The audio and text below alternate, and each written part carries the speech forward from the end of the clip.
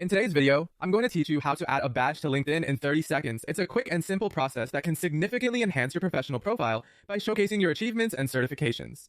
Let's get started. First, log into your LinkedIn account. Once you're on the homepage, direct your attention to the top right corner. You'll see your profile picture. Click on it, and a drop-down menu will appear. From there, you'll select View Profile. This action takes you to your personal profile page, where all the sections of your LinkedIn resume are displayed. Now, to add a badge, you'll need to introduce a new section to your profile.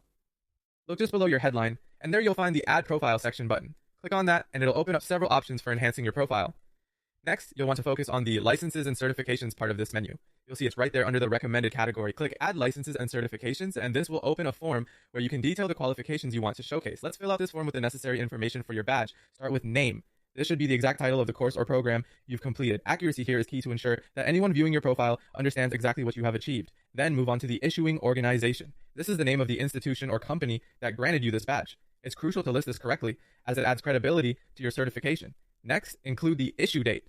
This is simply the date when you received your badge, another important piece for those reviewing your credentials. If your badge has an expiration date, you should enter that too.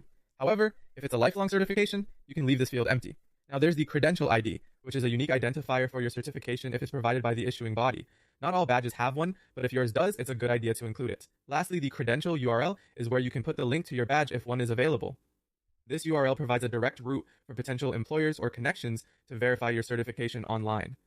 Once you've entered all the necessary details, double check to ensure everything is accurate and complete. Now, all you have to do is click Save. Once done, your new badge will proudly sit in the Licenses and Certifications section of your profile, ready for all your connections to see.